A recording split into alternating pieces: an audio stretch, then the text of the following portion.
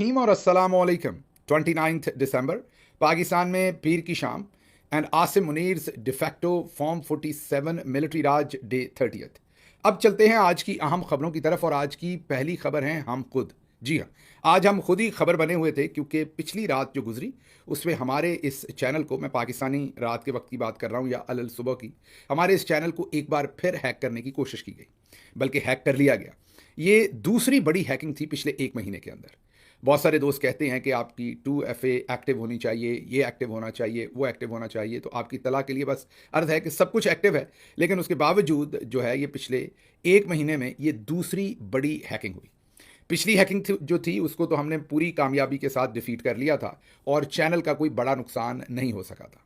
इस दफ़ा जब हैकिंग हुई तो हमने और हमारी टीम ने, जैसे ही हमें पता चला, मुकाबला तो दिले नातवा ने भरपूर किया, लेकिन दूसरी तरफ से अटैक बहुत ही शदीद था। बहरहाल हुआ कुछ यूँ कि पहले तो चैनल को हैक करने की कोशिश हुई, हमें लगा हमने उसे नाकाम बना लिया है, लेकिन ऐसा ना हो सका। और उसके बाद जैसे ही सुबह का हमने अपना वीलॉग पब्लिश किया, उसके शायद घंटे डेढ़ के बाद हमारा जो चैनल था वो सबसे पहले ब्लॉक हुआ। उसके बाद वो डिलीट ही हो गया यूट्यूब से, मतलब कि ना उसे मैं एक्सेस कर सकता था अपने एंड पे, ना आप लोग एक्सेस कर सकते थे। नॉर्मली बहुत कुछ आप एक्सेस नहीं कर सकते होते, लेकिन मैं इस एंड से, क्रिएटर के एंड से बहुत कुछ एक्सेस कर सकता होता हूँ। इवन जब कभी कोई ऐसा मामला हो तो फिर भी आपके पास एक्सेस मौजूद होती है जिसमें आप चीज़ों को देख सकते होते हैं। लेकिन आज मामला ऐसा था कि सिरे से कोई चीज़ मौजूद ही नहीं थी, जैसे कभी उस चैनल से हमारा कोई लेना देना ही ना हो और हम ना उसमें लॉगिन हो सकते हो, ना देख सकते हो कि हुआ क्या है। बहरहाल मुकम्मल तौर पर हमारी तरफ से काम ख़त्म शुद हो गया। तो हम यही सोच रहे थे, मैं और मेरी टीम, के अब नया चैनल बनाएंगे। ये 1.5 मिलियन सब्सक्राइबर्स का जो सफ़र था वो यहीं तक था, दोबारा से सिफर से शुरू करेंगे क्योंकि हारना तो हमने भी नहीं सीखा। तो हम यही प्लान कर रहे थे कि चलें, अब छुट्टी तो हमने कभी भी नहीं की, आपको पता है, तो चलें इसी बहाने एक दो छुट्टियां करते हैं, नया चैनल बनाएंगे और फिर आपके सामने आएंगे। बहरहाल उसके बाद यूट्यूब से रब्ता किया। यूट्यूब को पहले भी काफ़ी कुछ मालूम है हमारे साथ क्या हो रहा है, हमारी आवाज़ बंद करने के लिए जो कुछ पाकिस्तान में हो रहा है। पिछले व्लॉग में आपको वीडियोज़ सामने रख के, वीडियोस के साथ सबूत फराहम किए थे, जिनमें आपको हमने बताया था कि किस तरीके से तकरीबन बाकी तमाम व्लॉग्स चल रहे हैं, हमारा व्लॉग जो है उसके ऊपर कोई ख़ास किस्म की वहाँ बंदिश लगाई हुई है, सिर्फ VPN से चलता है, वैसे नहीं चलता। खैर, जब हमारा ये डिलीट हो गया, बहुत सारे आप में से दोस्त जो हैं वो भी पंजाबी जो हमारा चैनल था वहाँ पर कमेंट कर रहे थे, कुछ ईमेल्स भेज रहे थे। आप सबके लिए आइंदा भी अगर आपने हमें ईमेल भेजना हो तो हमारा जो ईमेल है वो है feedback.gill@gmail.com। ये इकट्ठा एक ही लफ्ज़ है, बड़े छोटे हरूफे तहज्जी का कोई फ़र्क नहीं है, बड़ा लिखें या छोटा लिखें, बहरहाल feedback.gill@gmail.com। बहरहाल फिर हमने यूट्यूब से रब्ता किया, जैसा कि मैंने आपको बताया कि उनको पहले से पता है। ये पिछले महीने भी बिल्कुल ऐसी ही एक एपिसोड, इससे ज़रा थोड़ी आप ये कहिए कि कम शिद्दत वाली, हमारे साथ हुई थी। तब भी चैनल हैक हुआ था, आपको याद होगा। उसके बाद तमाम वीडियोस प्राइवेट हो गई थी। बहुत सारे जो पटवारी हैं उन्होंने धमालें डाली कि डर गए, मोहसिन नकवी UK आया था, गिल साहब ने अपनी वीडियोस अमेरिका में प्राइवेट कर दी। ऐसा नहीं था, हैक हुए थे वो तमाम वीडियोस। एक दफ़ा तो वो उड़ा देते हैं, मतलब डिलीट कर देते हैं, लेकिन यूट्यूब की मेहरबानी है, वो उनको वापस लौटा देती है। सब कुछ हमें वापस लौटा दिया गया, हमारे पास मौजूद है। लेकिन ये जो कुछ वहाँ फायरवॉल चल रही है, हमें एक्सपर्ट्स ने ये मशवरा दिया कि आप कम वीडियोस को ऑन एयर रखें तो आपके लिए बेहतर होगा, एल्गोरिदम आपके हक में काम करेगा। मतलब कि ये जो हमारा व्लॉग वहाँ पर रोका जाता है, इसमें शिद्दत थोड़ी सी कम होगी। इसलिए वो तमाम वीडियोस जो हमारी माजी का ख़जाना है, जो हमने और आपने मिलकर मेहनत की हुई है, वो तमाम हमारे पास महफूज हैं। और मुनासिब वक्त पर जब ये फायरवॉल ज़रा दम तोड़ती है तो उन वीडियोज़ को दोबारा से आपके सामने रखेंगे। खैर, अभी वापस आते हैं जो आज एपिसोड हुई उसमें। ये वाली जो एपिसोड थी, जैसे ही हमने यूट्यूब के साथ रब्ता किया, पहले तो आप सबको इन्फॉर्म किया ट्विटर के ज़रिए, उसके बाद असल में यूट्यूब ने खुद मुझसे रब्ता किया, जो सबसे अच्छी बात थी, जो मुझे बहुत ही अच्छी लगी। मीन इस प्लेटफॉर्म पर हम इतनी मेहनत करते हैं तो अच्छा लगा ये देख कर के यूट्यूब भी इस चीज़ का ख्याल करता है, उन्हें भी एहसास है कि कौन सी टीम, कौन से लोग जो हैं वो शब रोज़ यहाँ पर मेहनत करते हैं। असल में उन्होंने खुद रब्ता किया मेरे उसी ट्वीट के नीचे जो मैंने ट्वीट किया था, सिर्फ लोगों को बताने के लिए कि मेरा चैनल हैक हो गया है, आप सबकी इन्फॉर्मेशन के लिए, ताकि आप परेशान ना हो कि हुआ क्या है। तो उन्होंने वहाँ रब्ता किया कि हमसे रब्ता करें, फिर उनके साथ प्राइवेट मैसेजिंग हुई, उसमें उन्हें इन्फॉर्मेशन दी और फिर उनकी एक टीम ने हमारे साथ मिलकर काम किया और अल्लाह का शुक्र है 2, ढाई या 3 घंटे के अंदर अंदर चैनल ना सिर्फ वापस हुआ, तमाम वीडियोज़ वापस हुई। अभी कुछ सेटिंग्स आपको डिफरेंट लग रही होंगी, वो क्योंकि सब कुछ ही डिलीट कर दिया गया था और वो दोबारा से यूट्यूब उसको रिवर्स कर रहा है, तो वक्त लगेगा, शायद 1 या 2 दिन, और बाकी तमाम चीज़ें आपके सामने फिर आहिस्ता आहिस्ता आ जाएंगी। तो ये एक मुश्किल सफ़र है। रोज़ ही कुछ ना कुछ हो रहा होता है हमारी टीम के साथ, हमारे साथ, चैनल के साथ। फिर और तो मुकदमेबाजी और जो सिक्योरिटी के मामलात हैं वो तो अपनी जगह हैं। ये जो साइबर सिक्योरिटी है जिसका हमने बड़ा बंदोबस्त अपनी तरफ से कर रखा है, यकीन कीजिए, बहुत ही एहतमाम कर रखा है। जो आप में से दोस्त 2FA और बहुत सारी बातें बताते हैं, वो सब कुछ ही कर रखा है, बड़े एक्सपर्ट किस्म के लोगों से ओपिनियन लेके भी। लेकिन बहरहाल दूसरी तरफ भी तो आपको पता है कि इबलीस के साथ पाला है, तो फिर इतनी जल्दी बचत तो नहीं होगी। लेकिन मैं आपको एक बात बता दूं, अगर हम कभी दोबारा हमारे साथ ऐसा हुआ तो कोई ना कोई और चैनल बनाएंगे। वो नहीं होगा तो ट्विटर पर हम मौजूद हैं, वो नहीं होगा तो व्हाट्सएप चैनल के ऊपर होंगे। अपनी जो आवाज़ है वो मैं आप तक पहुंचाता रहूँगा। पैगाम वाजे है, एक नाम मत लें, बड़े चौधरी साहब का नाम मत लें, बाकी आप जो मर्जी करें, आपको कोई पाबंदी नहीं है। ये बार बार पैगाम आया, बार बार ये पैगाम आया है कि अगर आप बड़े चौधरी साहब का नाम ना लें तो आपकी सफरी पाबंदियां भी खत्म हो जाएंगी, आपके ऊपर जो दूसरी पाबंदियां लगी हुई हैं वो भी खत्म हो जाएंगी। आप इमरान खान के हक की बात करें, आप उनकी पार्टी के हैं, आप इस्टेब्लिशमेंट कह के, आप मिलिट्री इस्टेब्लिशमेंट कह के आप तनकीद कर लें। और ये कोई ऐसे नहीं कि किसी ने ऐसे ही हमारे दोस्त बिशारत ने पैगाम दे दिया, नहीं। साबिक रिटायर्ड लेफ्टिनेंट जनरल साहब भी एक उसमें शामिल थे। उसके अलावा बहुत ही मोतबर एक दो सहाफ़ी भी उसमें शामिल थे जिन्होंने ये पैगाम पहुंचाया। जाहिर है सभी तरफ सभी के राब्ते होते हैं कि आप ये अगर एक नाम ना लें। और फिर उन्होंने एग्जाम्पल्स भी दी कि देखें और भी बड़े बड़े अच्छे लोग हैं, कोई अनोखा अच्छा काम नहीं कर रहे, आपसे भी लोग अच्छा काम कर रहे हैं। और जो आपसे भी अच्छा काम कर रहे हैं वो भी इस चीज़ का ख्याल करते हैं। आपके अपने मुल्क के आर्मी चीफ हैं, आप उनका नाम लेके तनकीद करते रहते हैं, ये आप क्या करते हैं? तो अगर आप नाम नहीं लेंगे तो कई आसानियां आपके लिए पैदा कर देंगे। आप सफ़र करें, आपके दूसरे मामलात बड़े ईजी कर देंगे। तो आप पाकिस्तान में तो जाहिर है आपने आना नहीं, आपका लीडर जेल के अंदर है, आएंगे तो आपको जेल जाना पड़ेगा। लेकिन मुल्क के बाहर रहते हुए आपकी बड़ी सारी चीज़ें जो हैं, इस वक्त आप एक कैदी बने हुए हैं, वो आसान हो जाएंगी। अब हमारा जवाब एक ही था कि इमरान खान को जेल से निकाल दीजिए। वो हमें यही पैगाम दे दें तो यकीन करें शामो शाम हम ये काम ही बंद कर दें। नाम लेना तो दूर की बात है, हम भी बाजू जो है ना वो सर के नीचे रख के किसी तूत की छांव में, जो तूत का दरख्त होता है, पता नहीं उर्दू में उसे क्या कहते हैं, माजरत, शहतूत तो तूत नहीं होता, वो कोई और फल होता है। बहरहाल जो तूत का दरख्त होता है उसकी छांव बड़ी ठंडी होती है, तो हमारा भी दिल है कि उसके नीचे चारपाई बिछाकर हम भी सोएं। तो खान साहब आकर यही बात कह दें कि फ़लाँ का नाम नहीं लेना, फ़लाँ का लेना है, तो हम मान जाएंगे। उतनी देर तक तो जिस मोर्चे पर हमारी ड्यूटी लगी हुई है उसमें कोई दो नंबरी नहीं होनी। हाँ, ये बात ज़रूर है कि जैसे कल रात आपने हमारा मोर्चा ही तबाह कर दिया, ये हो सकता है कि आप किसी टाइम मोर्चा ही तबाह कर दें, उस मोर्चे के अंदर ही हम उड़ जाएं। हमारे एक दोस्त चेक रिपब्लिक में होते हैं, वहाँ से उन्होंने फ़ोन करके, असल में उनकी मेहरबानी, उन्होंने बार बार फ़ोन किया। तो फिर मैं किसी मीटिंग में था, मैंने जब फ़ोन बार बार उनका देखा और उसके बाद मैसेज देखा तो पता चला कि हमारा चैनल हैक हुआ है। तो उसके बाद हमारी टीम ने तवज्जो दी और हमने उसको टैकल करने की कोशिश की। तो आज तकरीबन सारा दिन ही हमारा इस चीज़ में गुजरा है।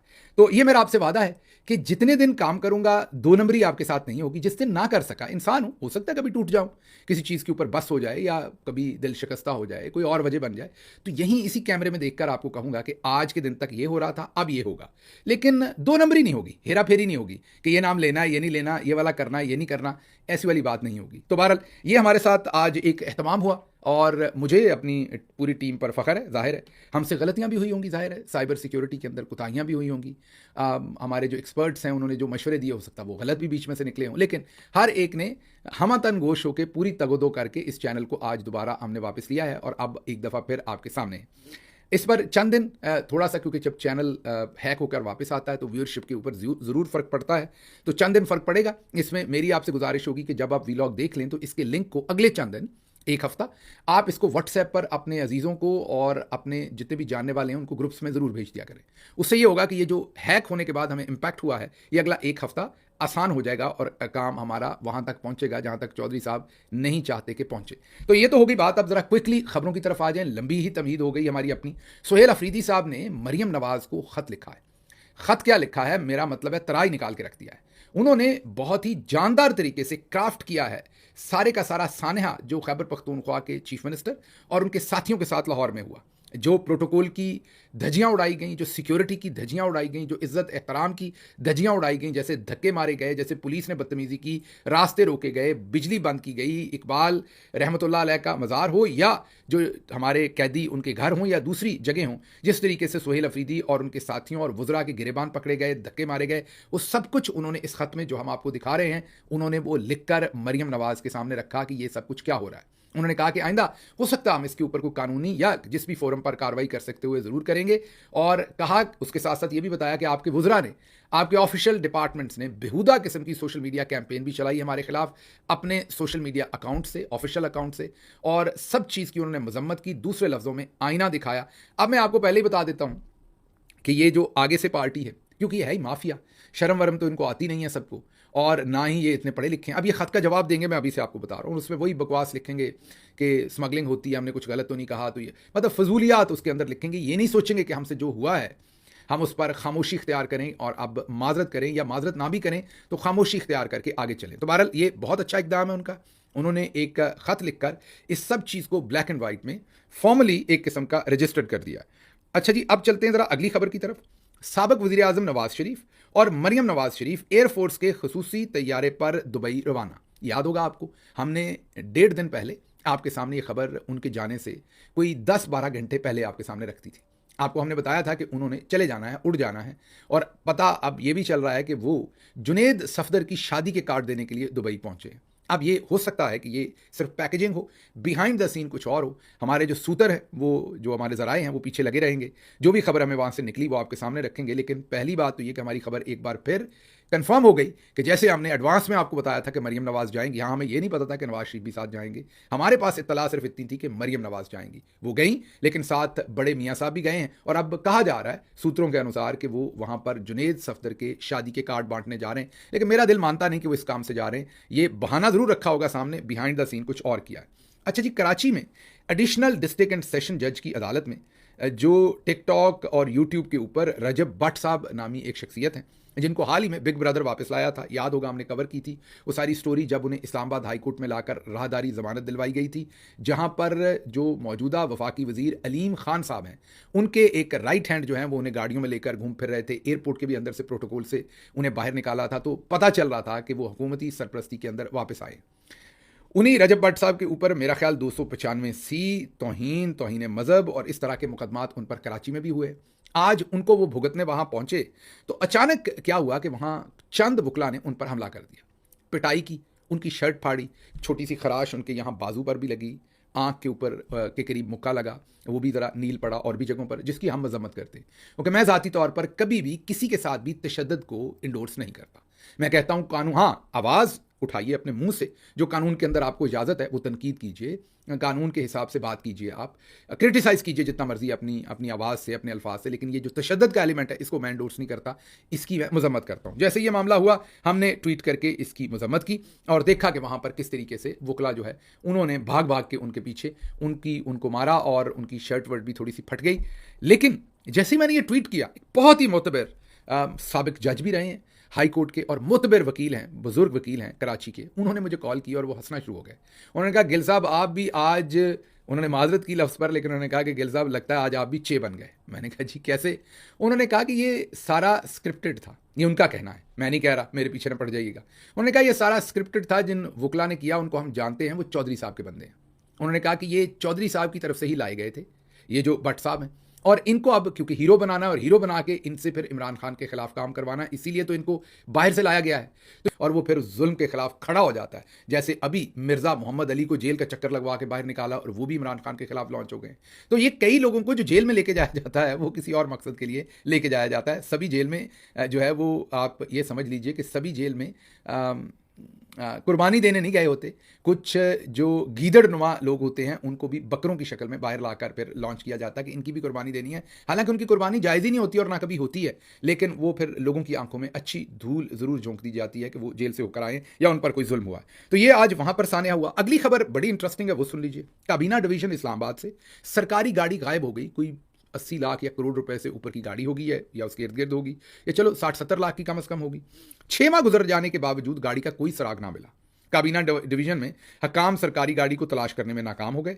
सरकारी गाड़ी के गायब होने पर FIR दर्ज कर दी गई। ये सबसे पहले मैं बता दूं कि ABN न्यूज़ की ये खबर है, ABN न्यूज़ का क्रेडिट है इस खबर का। तो उसके बाद FIR दर्ज करवा दी गई और उसके अंदर काबीना डिवीजन के ही कुछ लोगों को नामजद कर दिया गया। जिन साहब को नामजद किया गया वो गालिबन वजारत दिफा से इस तरफ आए हुए, पहले वो वजारत दिफा में होते थे। FIA ने डिप्लोमेटिक इनक्लेव में मुकीम हिना आयरा को गाड़ी गायब होने के सिलसिले में तलबी का नोटिस जारी किया। गायब होने वाली सरकारी गाड़ी मुबैना तौर पर हिना आयरा के ज़ेरे इस्तेमाल थी। सरकारी गाड़ी अफसरान बाला की हदायत पर खातून को फराहम की गई थी। गाड़ी के गायब होने के बाद सीनियर अफसरान को काबीना डिवीज़न से वापस अपने महकमे में ट्रांसफ़र कर दिया गया। मीन वजारत दिफा में FIA ने मज़कूरा सीनियर अफसर को FIR में नामजद नहीं किया। करके खुन्ने से कौने थे आपने उनको नामजद, उनको कैसे कर लेते आप नामजद? तो ये तासर है, सोच है, तजिया है, क्लेम है लोगों का कि शायद शायद शायद हिना आयरा साहबा भी जो है वो बिग ब्रदर के लिए काम करती हैं और उन्होंने ये गाड़ी दिलवाई थी और फिर मामला शायद हाथ से निकल गया, या शायद अब वो काबू नहीं आती होंगी, काम नहीं कर रही होंगी उनके लिए, इसलिए उनको फंसाया। पर ये नहीं समझ, लेकिन ये गाड़ी गायब है, मिल नहीं रही और इन खातून के पास थी जो डिप्लोमेटिक इनक्लेव और एम्बेसडर्स और इन सब के दरमियान में वो घूमती फिरती हैं। और अब ये एक मामला चर्चा जो है वो वहाँ चल रहा है। अगली खबर ले लीजिए, बड़ी खबर है ये, और खबर ये है कि पंजाब पुलिस के 2 आला अफसरान जो हैं, जिनमें एक DIG और एक SSP शामिल हैं, फ्रांस जाना चाहते थे विजिट वीज़ा पर। उनको वीज़ा से उनका वीज़ा रिजेक्ट कर दिया गया, वीज़ा एप्लीकेशन उनको वीज़ा नहीं दिया गया। वजह क्या बताई गई, ये हम जिनकी खबर है वो भी आपको दिखा रहे हैं स्क्रीन के ऊपर, क्रेडिट उन्हीं का है। वजह यह बताई गई है कि पंजाब पुलिस जो है वो इंसानी हकूक़ की खिलाफ वर्जियाँ करती है, एक ऐसा इदारा है और इसके अफसरान, इसलिए इनका वीज़ा जो है वो रिजेक्ट किया गया है। ये सोशल मीडिया के ऊपर जो सहाफ़ी हैं वो क्लेम कर रहे हैं और उनकी हम जो ट्वीट है जिसमें उन्होंने ये खबर दी है वो भी आपके सामने जो है वो रख रहे हैं। अब इसमें एक इंपॉर्टेंट बात ये कि आप में से कई लोग कहते हैं ये एहतजाज करने से क्या फ़र्क पड़ता है, ये यूरोपीय यूनियन को लिखने से क्या फ़र्क पड़ता है, ये फलाने। मैंने आपको बताया था कि कई दफ़ा कुछ चीज़ें आप लिख देते हैं, वो फाइलों का हिस्सा बन जाती हैं, उस वक्त कुछ नहीं होता, लेकिन ऐसा नहीं होता कि कुछ नहीं होता, होता है। उस दिन ना हो तो अगले दिन होता है, अगले दिन नहीं तो 6 महीने बाद, 6 महीने नहीं तो अगले साल होना तो होता है। तो ये एक बड़ी खुशाइंद खबर है अगर ऐसा हुआ है, और मज़ीद भी मुल्कों को लिखना चाहिए, इन सब के नाम देने चाहिए ताकि आइंदा भी इन सब के जो वीज़ाज़ हैं वो तो कम अज़ कम जो है इन सब के कैंसिल हों, इनको पता चले। आगे इनके फिर ख़ानदानों की भी इत्तलात साथ देनी चाहिए जो इनके ऊपर डिपेंडेंट है, और इनकी ये सारी जो हरामीपन हो रहा है उसके जो बेनिफिशरीज़ हैं उनकी इन्फॉर्मेशन भी इन मुल्कों को देनी चाहिए ताकि इनके वीज़े कम अज़ कम ना लग सकें। जो माल पानी लूट के इन्होंने बाहर जाकर अय्याशी करनी है उससे तो काम रुके। अगली खबर की तरफ बढ़ते हैं जी। ये सबूक सैयद साहब की खबर है, और ख़बर यह है कि G6 के एक मदरसे में, मतलब कि एक दौर ऐसा भी था, वो कहते हैं कि जब कौमी असम्बली का इजलास ख़त्म होता था और ज़ाहिर है उसके बाद कई दफ़ा लंबी छुट्टियां हो जाती थी, तो फजल रहमान साहब जो है वो अपना बचा खुचा सामान G6 के एक मदरसे में रखते थे, क्योंकि इस्लामाबाद में उनके पास रहने की कोई जगह नहीं थी। फिर उनकी टीम में सेनेटर तलहा महमूद जैसे लोग आए। अब उनके पास महंगे तरीन इलाके में 4 कनाल का घर है। ये सबूक सैयद साहब जो हैं ये खबर दे रहे हैं, मोतबर जर्नलिस्ट हैं इस्लामाबाद से, वो ये खबर दे रहे हैं। अच्छा, अब ये खबर दे रहे हैं, ये अपना एक बैकग्राउंड बता रहे हैं जो उन्होंने सारी उम्र फजल रहमान साहब को देखा, वहाँ कवर किया। अब हम इस खबर को ज़रा थोड़ा सा एक और तनाज़र में आपके सामने रखते हैं ताकि आने वाले दिनों में क्या होना है वो आपको समझ आ जाए। याद कीजिए, जब 26वीं आइनी तरमीम हो रही थी तो मौलाना साहब, पूरा एहतराम उनका, हमसे बड़े भी हैं, आलम दीन भी हैं, पूरा एहतराम, लेकिन सियासी कमेंट्री ही करेंगे। पूरे एहतराम के बावजूद ये बताना पड़ेगा कि 26वीं आइनी तरमीम जब हो रही थी तो उन्होंने कहा कि हमारी लाश से गुजर के होगी। बयान इतना तत्ता दे दिया कि हमारे चौधरी गुलाम हुसैन साहब ने भी स्टेटमेंट दे दी, हालांकि आपको पता बड़े जय्यद किस्म के, मैं तो उनका बड़ा एहतराम करता हूँ, बड़े तगड़े साफ़ी हैं वो। उन्होंने भी स्टेटमेंट दे दी कि आप मौलाना जितनी दूर चले गए हैं यहाँ से वापस आना बड़ा मुश्किल है। PTI भी फंस गई, मेरे ख्याल में, मेरा ज़ाती ख्याल है, जमात का ख्याल नहीं, मैं ज़ाती ओपिनियन दे रहा हूँ यहाँ पर। तो PTI जो है वो भी फंस गई। PTI ने भी, जैसे मेरा मतलब है कि सोचा कि यहीं से चश्मा यहीं से फूटना है, PTI भी जा खड़ी हुई। मैंने बहरहाल उस वक्त, क्योंकि मैं कमेटीज़ का मेंबर था, तो मैंने उस वक्त अपना ओपिनियन दिया कि ये ना करें। मैंने उन्हें कहा कि फजल रहमान साहब का एहतराम, लेकिन बसद एहतराम वो कभी भी जनरल्स के मुखालिफ कभी जा ही नहीं सकते, उन्होंने वही करना है जो जनरल्स ने उन्हें कहना है। लेकिन PTI ने ना सुनी उस वक्त, मीन जो लीडरशिप थी उनको लगा, और उनकी भी कोई गलत नहीं थी उसमें बात, वो भी इंटेंशन तो उनकी भी अच्छी थी कि चलें इस 26वीं तरमीम को रुकवाते हैं। अच्छा खैर, PTI के साथ उन्होंने बड़ी बड़ी प्रेस कॉन्फ्रेंसेस की, दूसरों के साथ भी अपना रेट बढ़ाया बढ़ाया बढ़ाया बढ़ाया सियासी तौर पर, और फिर आखिर पर जाके उन्होंने अचानक ऐलान किया कि हम वोट देंगे 26वीं तरमीम को, क्योंकि इसमें से हमने बहुत ज़रूरी जो तरमीमें थी वो निकलवा दी। अच्छा जी, फिर उन्होंने वोट दिया और सबको उन्होंने ट्रक की बत्ती के पीछे लगाए रखा और आखिर किया वही जो जनरल्स चाहते थे। फिर 27वीं तरमीम आई और उसमें भी उन्होंने कहा कि ये कर देंगे और वो कर देंगे। खुद फिर बांग्लादेश चले गए उन्हीं दिनों, कोई एहतजाज नहीं 27वीं तरमीम के लिए, कोई लॉन्ग मार्च नहीं, कोई मदरसे के बच्चे नहीं, कुछ नहीं मौलाना साहब ने किया, बल्कि जो तरमीम करने के लिए सेनेटर एक कम था वो इन्हीं की पार्टी में से मुयस्सर आया। उसके बाद इन्होंने बड़े बयान ठोके कि हम इनके खिलाफ जो है कार्रवाई करेंगे। कोई कार्रवाई नहीं की गई उन सेनेटर साहब के बारे में, ठुस सब कुछ। तो इसका मतलब वो भी मिली भगत ही थी। अब ये सारी बात आप कहेंगे किन किस्सों को ले बैठे गिल साहब, आप बताता हूँ। अब मैं आपको आगे का हाल बताने लगा हूँ क्या होगा। अब फजल रहमान साहब ने तगड़ा बयान दिया है कि ना गजा की तरफ सोचना भी ना हमारी फौज भेजने को।